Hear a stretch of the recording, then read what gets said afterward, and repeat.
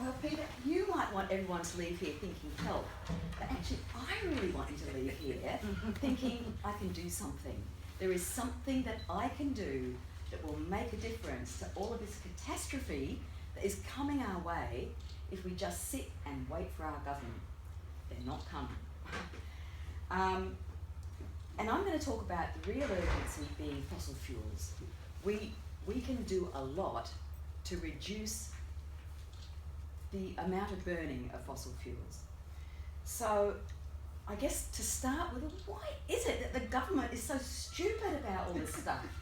And I guess that 350 recently did a campaign in the election about ending the link between big fossil fuel corporations and the government.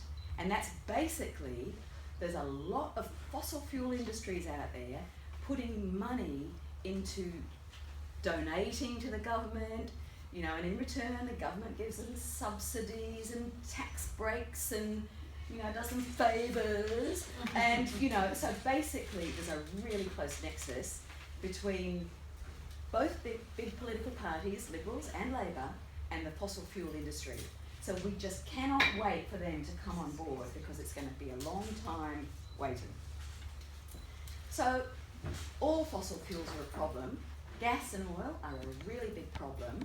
But currently 350 is really focusing on coal, because coal is the fossil fuel that Australia has obviously got a lot of, but when you burn a unit of coal, it is a lot less efficient compared to gas and oil. So we're burning a lot of coal, we're making a lot of pollution, and really we're not getting that much energy out of it. So we're really focusing on coal at the moment. We actually want to shut coal down in Australia in not too long a time. Decade?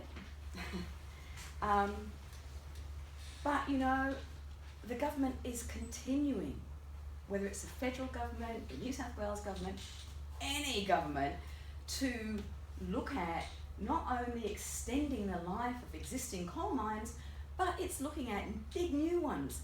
You've probably heard about the Carmichael mine, the Adani mine up in Queensland.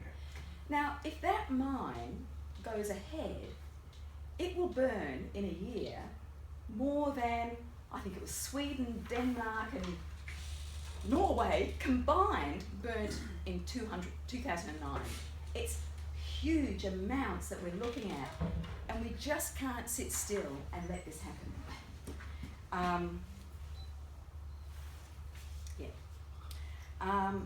But there are lots of people in Australia that are standing up and taking action. And I really want to encourage you to think about what you can do. And I'm going to give you a few ideas. So 350.org is a relatively new organisation. Really, I think it only got started in 2011. And it was first founded in the USA. Bill Mckibben, I don't know if you've ever heard of Bill Mckibben. He's one of those guys that, you know, is a visionary. And he started agitating on US campuses. And between 2011 and 2016, divestment, the core focus of what Bill was trying to get, you know, traction on, has just grown so much. And I've just got to find my figures because I've forgotten. Basically, between, so in that 5 years, it's grown from a few campuses to $3.4 trillion of assets worldwide being divested, pledged for divestment.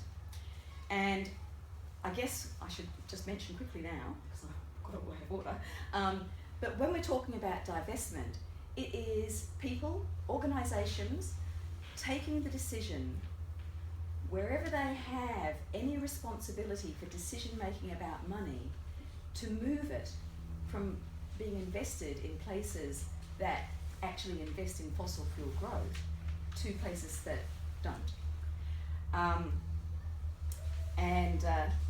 So, I mean, it's based on this simple ethical statement, I guess, that if it's wrong to wreck the environment, which we've seen is really happening, then it's wrong to profit from it. And so it's not only about people like me, like individuals, who can make the choice to change their savings, and I don't have that much savings, but I've changed it from the big four banks in Australia, all of which invest heavily in the fossil fuel industry, to a bank or credit union that doesn't. And there are lists out there that will give you advice as to, you know, which banks you really want to move away from, so you can check if you're on it or not. And you can also check the banks or credit unions that aren't on that list and actually think, hey, I can shift that over. And you know what? It's a relatively small thing to do, but it means that you are being part of the solution. And from there, you can actually begin to think, oh, who else can I influence to move their money away? And you might belong to a church or a sporting group or a local council. 350's been working a lot with local councils. There's now 25 in Australia that have divested just in the last year. So you could get onto Liverpool Council and say, hey, why doesn't Liverpool join the other councils that have divested, get the money out of fossil fuel investments, which is really only leaving the big four banks and moving it to banks that don't invest in fossil fuels. So suddenly, I mean, when this was put to me a few years ago, I actually felt hugely empowered because I could do the things that I was totally in control of, relatively small things, but I could feel I'd made a difference. And then I could try and influence others. And there's two really important aspects of divestment. Even if we've only got small amounts of money, if you move it, you need to tell people. You need to write to the bank, you need to tell the bank tellers in the nicest possible way. You need to write to the CEOs, just a quick email or a letter saying, I've moved my money because you invest in fossil fuels and I don't like that. And I'm going to a bank or a credit union that doesn't. And it might seem like small beer, but cumulatively it really makes a difference. For example, last year, with this Carmichael mine that I mentioned, the huge mega carbon mine up in Queensland, 350 had a campaign, and it was called Raise the Heat on CommBank, because CommBank was the only big domestic bank that was negotiating with Adani, the people that wanted to start the mine, to give them money to get it going. And no foreign banks will invest in Australia without a big domestic bank being involved. And so over a period of some months, we did petitions, we got local groups, probably like someone in Miller or Liverpool, that they went down to the Liverpool CommBank, stood outside, gave out flyers, got petitions signed, basically chanted and called out, you know, CommBank invests in the Carmichael mine, wrecking the Great Barrier Reef, move your money out. And it was happening really widely over New South Wales, Australia, actually overseas too. CommBank hated it. They really hated it. They were calling people in from 350 to talk about it. What do we have to do to get you off our back? And, you know, in the end, I mean, there were probably a number of things that contributed to CommBank walking away from that negotiation. But they really didn't want people leaving their bank because they were investing in dirty fossil fuels and wrecking the Great Barrier Reef. The numbers of NEMOs we had around was amazing, but they hated it. And in the end, they said, we will walk away.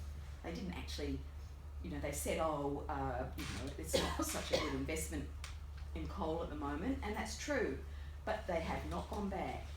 And Adani hasn't got any domestic bank in Australia at the moment willing to invest.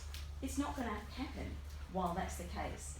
So, you know, keep looking at, keep watching, but if another big bank steps in, we'll be right on their back too. You can join! Anyway, so that's what's the point about divestment. One is, it stigmatises. If you tell people that you've moved your money, that you really want the council to move their money, that you want your church, your sporting club to move their money, well, people begin to think, fossil fuels, what a waste of space, just as they did a few years ago about tobacco. Investing in tobacco, the tobacco industry really has a bit it's stigmatised now. Apartheid in South Africa was the same. There was a lot of divestment in relation to that, and apartheid got a really bad name. Fossil fuels is getting a really bad name, and we can all contribute to that. Okay, okay, so I guess I want to give you a little bit of a list of things that you can do. So I've talked about your savings accounts, but a lot of people have superannuation accounts. Now, superannuation funds in Australia are they're like giant bunches of money, and so many of them invest in fossil fuels. And I think you need to look where yours is, because again, using that simple formula that if it's wrong to wreck the environment, it's wrong to profit from it, maybe it's time for you to move your superannuation to a company that does not invest in fossil fuels. I mean, we've seen that the implications are big. There are other things, and I just want to mention that Australia is a world leader in divestment. I think worldwide there's about 500 significant organisations that have divested. 1 in 5 of them are in Australia. We are really doing well in Australia, because I think as our government is doing so poorly, people are beginning to step up and take responsibility themselves and spread that message. And I guess what I'd really like to do is encourage you to do that too. So I've got this handout that I think has gone round, and I hope you've got it. I made a bit of a list of things that I thought you might be interested in thinking, well, what can I do here now in Miller when I leave this place today? And obviously one of them is sign up with 350, and I've got a sign up sheet here, which I'll pass around. If you'd like to sign up, it'll just mean that you get emails and see what's going on and begin to know about the campaigns.